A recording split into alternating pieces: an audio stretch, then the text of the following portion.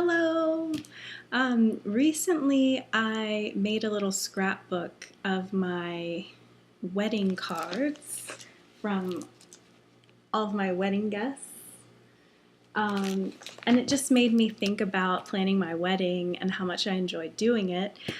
So I just wanted to share a little bit about the process of planning a wedding in the Catholic faith.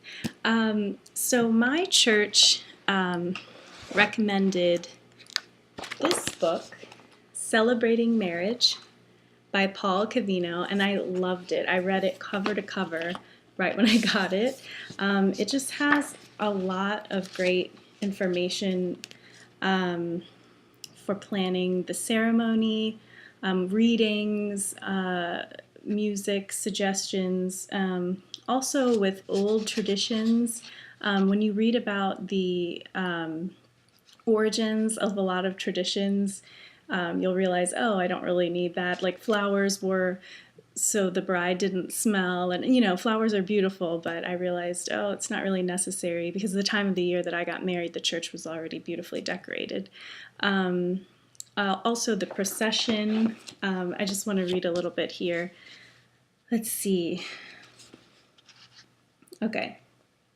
The rite of marriage does not mention the form of procession in which the bride enters, accompanied by the bridesmaids and her father, and meets the groom at the front of the aisle.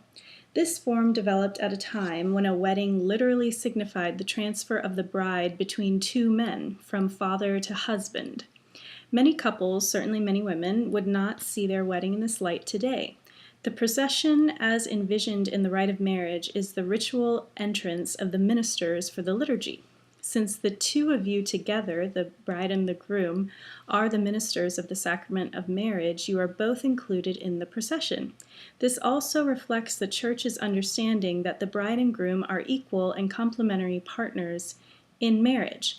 So I loved my procession. I had all family, all parents and siblings process in front of my husband and I, and it just included everybody.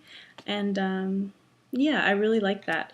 And there are a few options in here. Also, if a Catholic marries a non-Catholic, there's a lot of good information about whether to have a full Mass or the wedding outside of Mass without the Eucharist.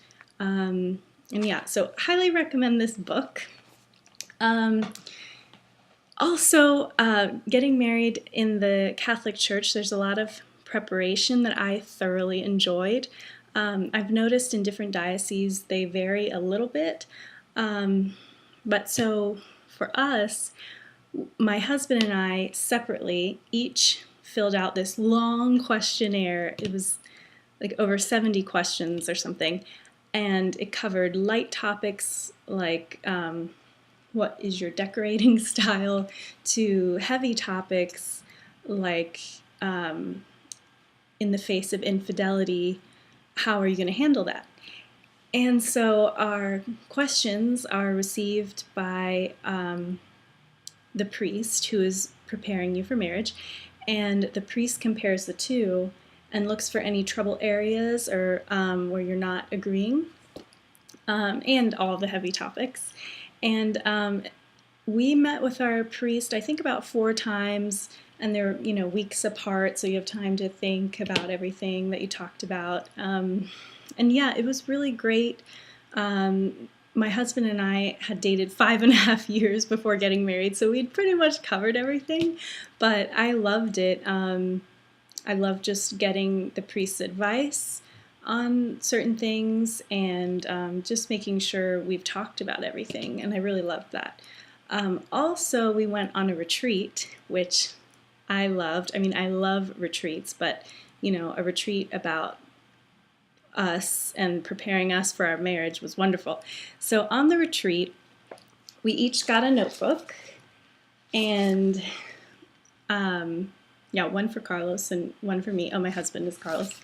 And this notebook covers so much.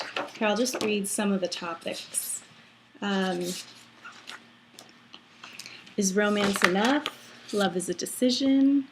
Communication, managing conflict, decisions, financial fidelity, natural family planning, intimacy, forgiveness in marriage, the sacrament of matrimony. It just covers a lot. Anyway, so there were older couples. Actually, no, there was an older couple and a newer couple, and they would present the topic and, give stories about their own life, their own experiences. And then we'd break away from your spouse and everyone, and you would answer the questions in here. Excuse me. And then you'd meet up with your fiance. Sorry, I kept saying spouse. Meet up with your fiance and talk with each other about what you had written. And it was really great. Again, we had talked about most things, but there were a few things that I was like, oh, we didn't think to talk about that. And yeah, so I really enjoyed it, and obviously I still have these notebooks, and I love to read through them and reminisce every so often. And also on this retreat, there were non-Catholics there because it's just such a wonderful program to prepare you for marriage. Yeah, so anyone can go, and I highly recommend these retreats. I can link the website below. And yeah, I just had a nice time recently reminiscing about planning my wedding when I made this scrapbook. So good luck to you, anyone who's planning their wedding, and feel free to ask me any questions, and I hope you have a great week. Okay, bye-bye.